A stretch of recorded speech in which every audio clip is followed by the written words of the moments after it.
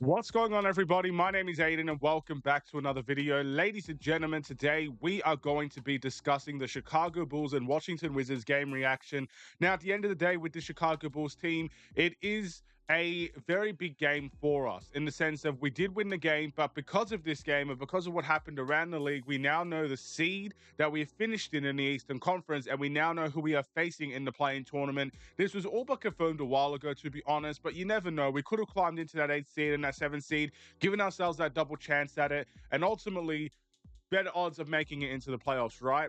But it turns out the Bulls will finish the Eastern Conference in the 9th seed and will be facing a relative foe that we have faced over the past 2 seasons in the play-in tournament, I believe, in the Miami Heat, with each time Miami winning that game. So can this be an element of not only revenge, but just a change in the guard, a change in history for the Chicago Bulls as we try to get into the playoffs and really solidify this young team having some playoff experience?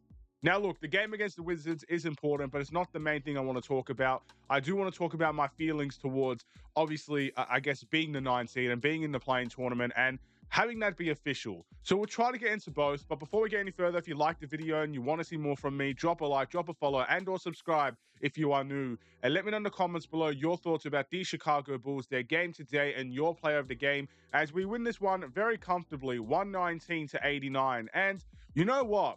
This is the first time I've seen it this season, but if you go to team stats on Safari on your phone and you just look, the Bulls won every single battle. And that just describes how the game went. The Wizards are obviously a young team, a team that's tanking, a team that doesn't really want to win games at the moment. And even if they did want to win games, they just don't have enough to win games. They have 17 wins on their season. And look, the Bulls could have been in that predicament when they traded Zach LaVine, but this Bulls team responded. So I'm happy we're not in that predicament, but at the same time, the Wizards could probably go and get the first pick. Who really knows? But again, we won the field goal percentage battle. We won the three-point battle. We won the free throw battle. We won the rebounding battle. We won the assist battle. We won the blocks battle, the steals battle, the turnovers battle, the points in the paint battle, and we even had less fouls. So literally every single category that Safari has to offer, the Bulls won that battle. So I would say this is complete domination. And I would say this is a game that we should be dominating.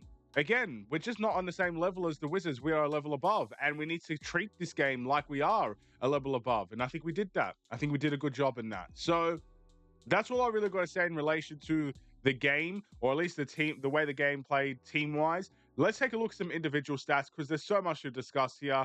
I mean, once again, we are talking about some really good production from our starters. Julian Phillips came right into the starting lineup and walked away with 23 points and 9 rebounds. The same Julian Phillips that doesn't really get a lot of minutes these days is the Julian Phillips that comes into the starting lineup and produces like that. Now, I think a guy like Julian Phillips is massive towards the playoffs if we utilize him in the right way.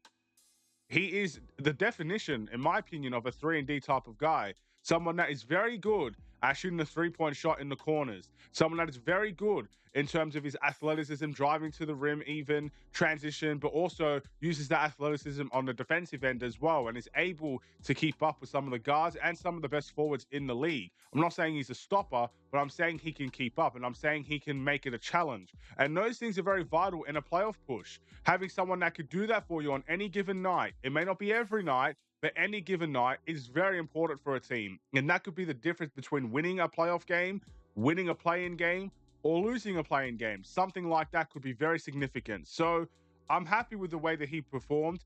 And also our rookie, Matas Bazelis, had his own 20-point, 4 assist, and 6 rebound night. Another really solid one, ladies and gentlemen. Again, those are two of our best players right there, just sitting there.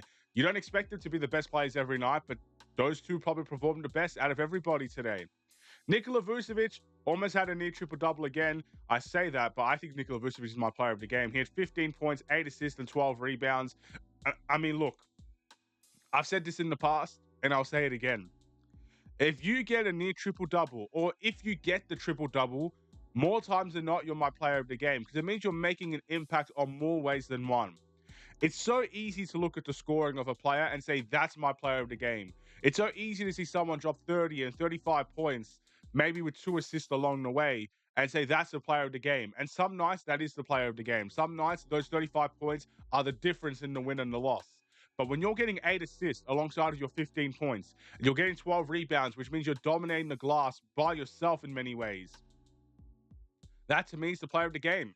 It solidifies that you're making an impact in more than just one way. And that's what Nikola Vucevic personified in this game. Now, Kobe White had 16 points, 4 assists, and 9 rebounds. Again, it's one of those Kobe White games where I would consider it a quiet one. And you know what? I don't necessarily know how to feel about that at this point in time. I'd really would have liked to see Kobe White kind of dominate the entire way towards the end of the season. I honestly don't know if we're going to even start our players, our main guys, against Philly in our last game of the season. I think we may as well see them rest. If we saw them rest against Cleveland, we're probably going to see them rest against Philly. That's just my assumption on the matter. And if we do see that, will Kobe White get a chance to really build that confidence up for the playing tournament? There's two ways that can go. One, Kobe White is confident enough already.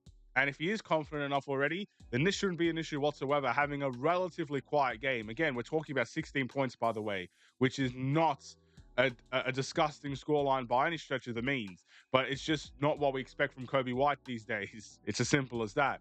Or, two, he's going to come into that game against Miami relatively, I guess, maybe not as confident as you would like.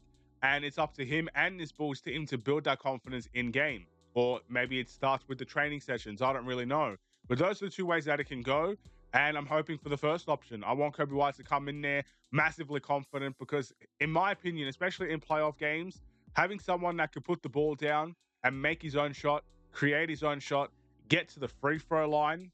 I mean, we have been last for a while in terms of free throw attempts. And I don't think we are anymore because Kobe White is able to get to the line, is able to produce on that end. So, yeah, I hope we see these things out of Kobe White in the playing tournament game, and we are going to need it. There was no Josh Giddey tonight. We had Kevin Huerter drop 7 points, 6 assists, and 4 rebounds, which isn't terrible. Taylor Horton-Tucker off the bench. Again, you're starting to see the minutes by the way of the bench. Taylor Horton-Tucker had 24 minutes. Patrick Williams had 23 minutes. Zach Collins had 20 minutes. And Javon Carter had 13 minutes. So again, we didn't treat this like a playoff game. We didn't treat this as minute tightening, playing the starters as much as possible to get the win.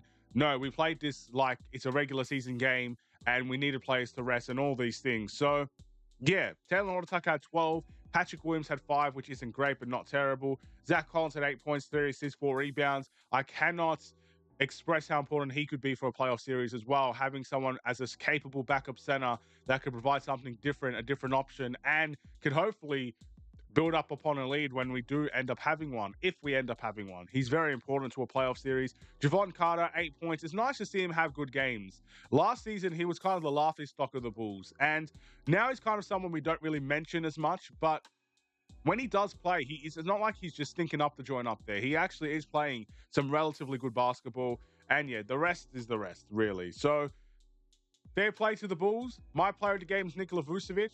We're going to be heading into the playing tournament, home seed first and foremost. So all those home fans, because I can't be there, I'm on the other side of the planet.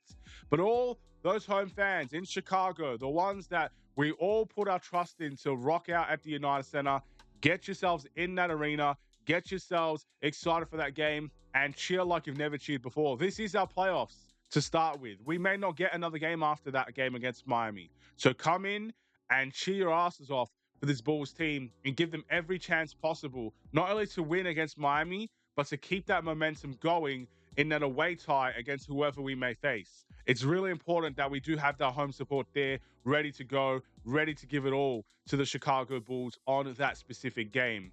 And we'll see how it goes. Thank you for watching.